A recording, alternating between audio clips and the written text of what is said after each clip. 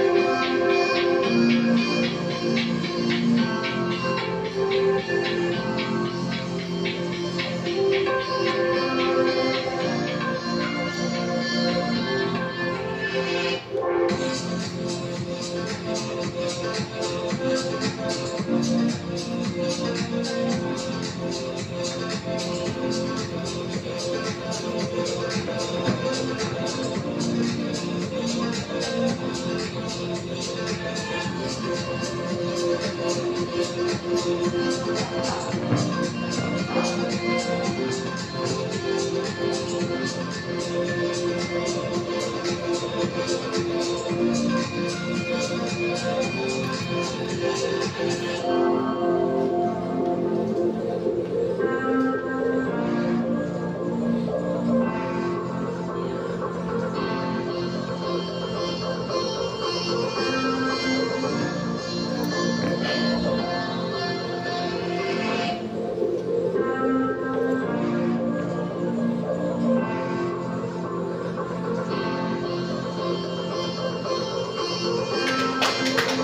the video showcases that. So we're proud of our achievements and look forward to continuing our mission. So thank you very much.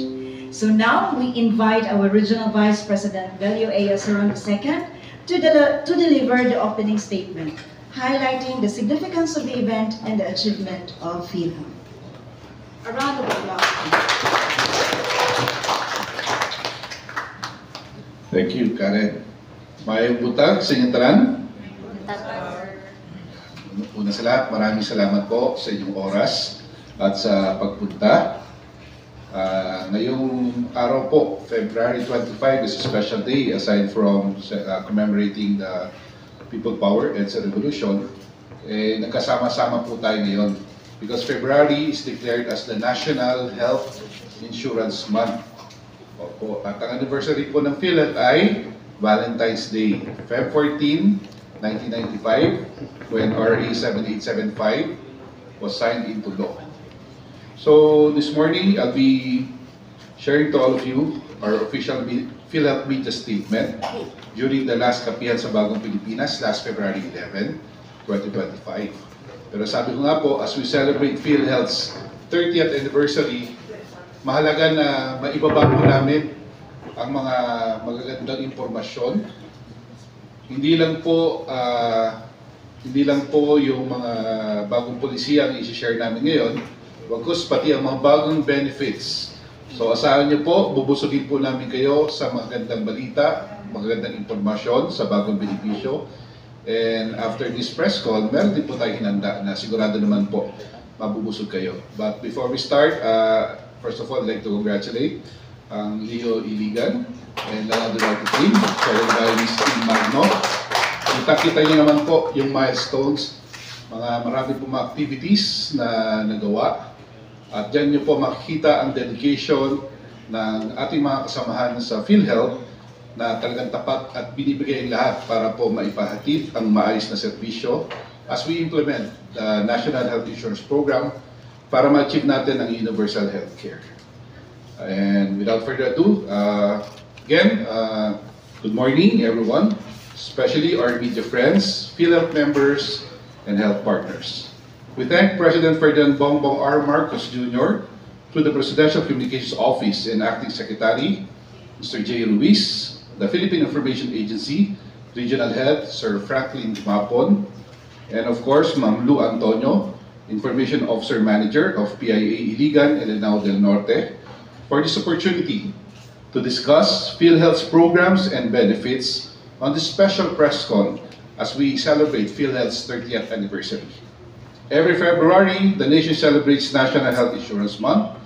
This annual observance highlights the importance of social health insurance in safeguarding the health and financial well-being of every Filipino. February 14 is also PhilHealth's 30th anniversary, and we affirm, and under the theme, PhilHealth at 30, Panatag Kami Dito, we reaffirm our commitment in improving the National Health Insurance Program. With the milestones achieved by our previous PCO, Emmanuel Ledesma Jr., and under the new leadership of our new President and CEO, Dr. Edwin Mercado, and yours truly, our VP, Delio Asaron II, together with, of course, Leo Iligan and the Lanao del Norte team and the rest of PhilHealth Regional Office 10, will continue to advance the NHIP and universal healthcare for all 5.2 million Filipinos in Region 10. This National Health Insurance Month will especially highlight the importance of social health insurance.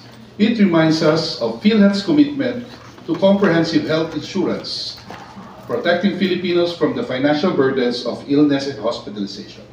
Last year, we promised pinalawak at mga bagong benepisyo para sa mga Pilipino. And staying true to that promise, We have broadened our coverage, especially for the marginalized sectors. Since our last kapihan in September 2024, we have launched 13 new and enhanced benefit packages for all our members. Number 1, hemodialysis.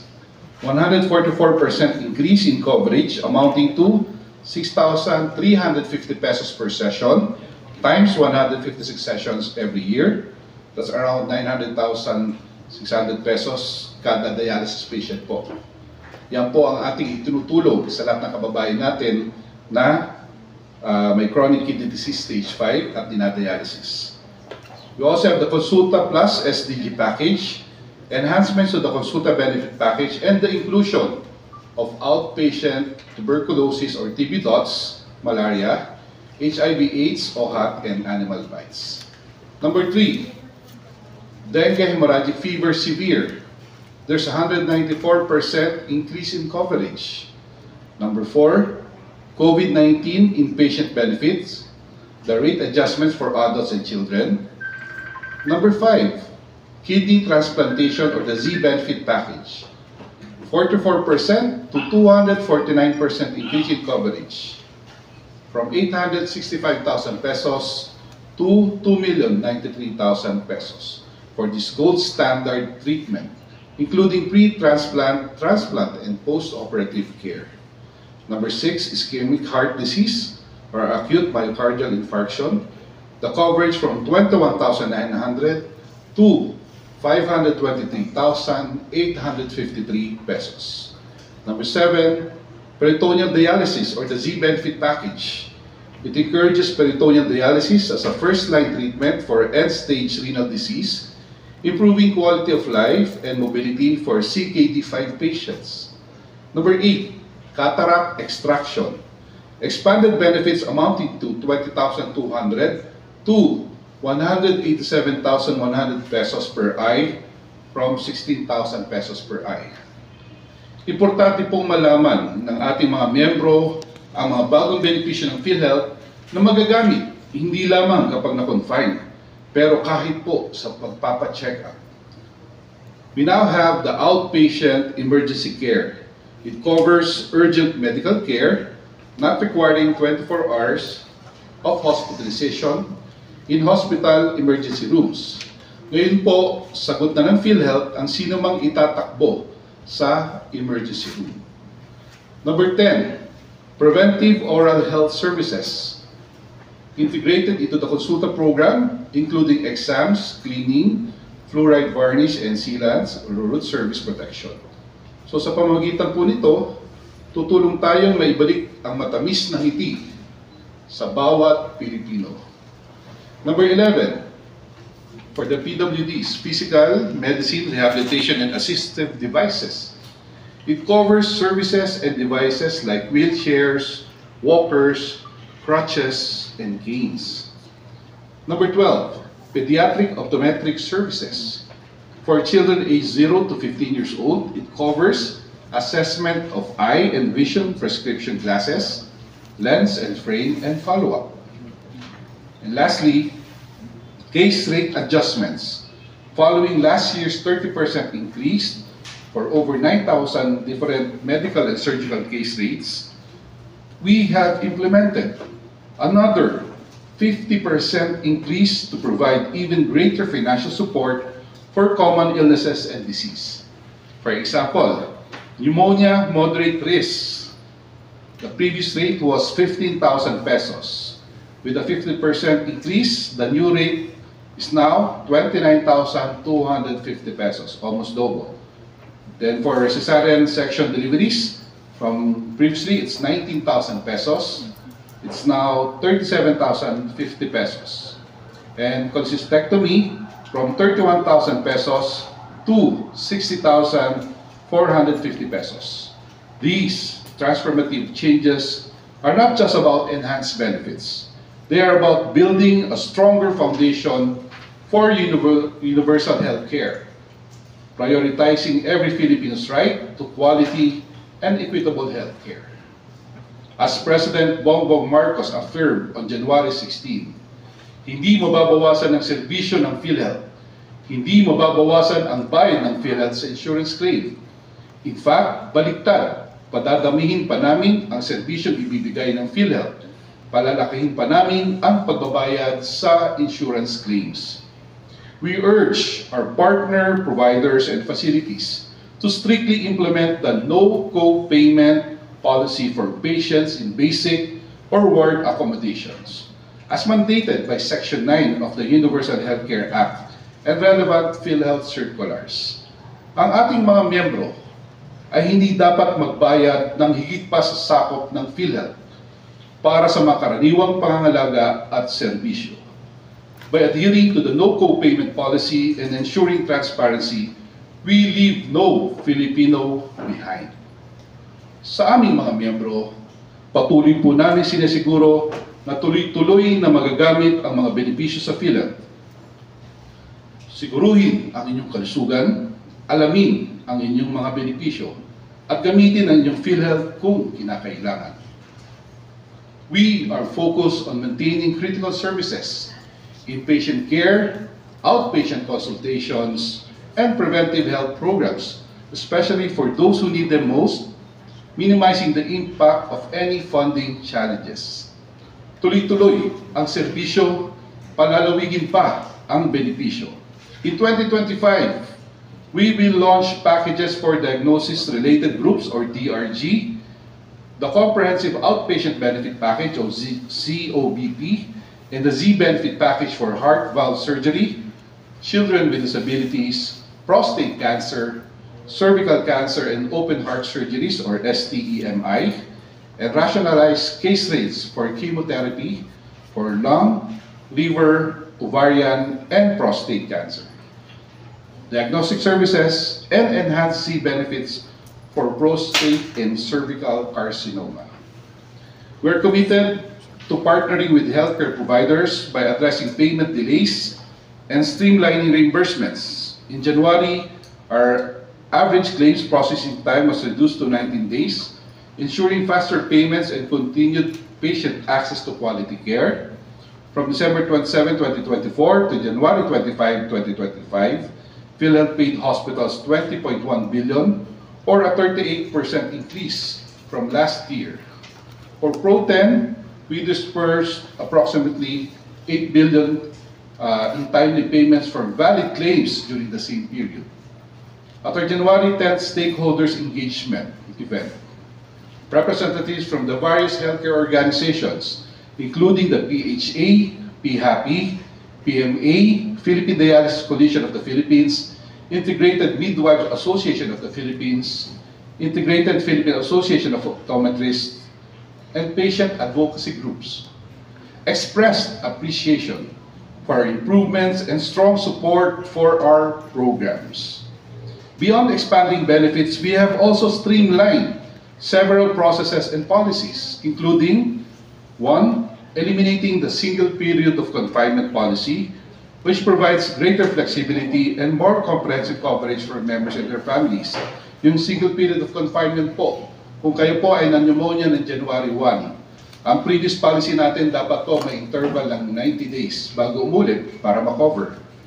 With this lifting, wala na po. Kung sakasakaling magkasakit ulit, alam naman natin ang panahon natin, maaari tayo pawisan, tapos pumasok tayo sa malamig na kwarto, matuyuan tayo ng pawis, magka-pneumonia po tayo ulit. Hindi na po hatlang. Dahil nga po sa pag-eliminate nitong polisiyang single period of confinement. Number 2, recognizing the unique challenges of solo parents face, we have extended coverage to them and to their dependents, as defined by the Foster Care Act of 2012 or RA 10165. We also have coverage for foster children as qualified dependents, ensuring crucial healthcare access and alleviating financial burdens on foster families. Active enforcement of the no-call policy for patients in ward or basic accommodations. So members fully benefit from their PhilHealth coverage and financial barriers to care are eliminated. Sagot ka ng PhilHealth. PhilHealth is your partner. We exist to ensure a healthy future for you and your loved ones. PhilHealth's doors are always open to all our partners and our members. You may connect with us through these communication channels. Our hotline is 8662-2588. In Pro10, you can reach us through philhealth10pao@gmail.com. You can also request a call back through the following mobile numbers: 0998-857-2957, 0968-865-4670, 0917-127-5987, and 0917-11098. Just text PHIC callback space mobile number to be called space and the details of concern. We can also be accessed via click to call through the www.philhealth.gov.ph. This service is available 24/7.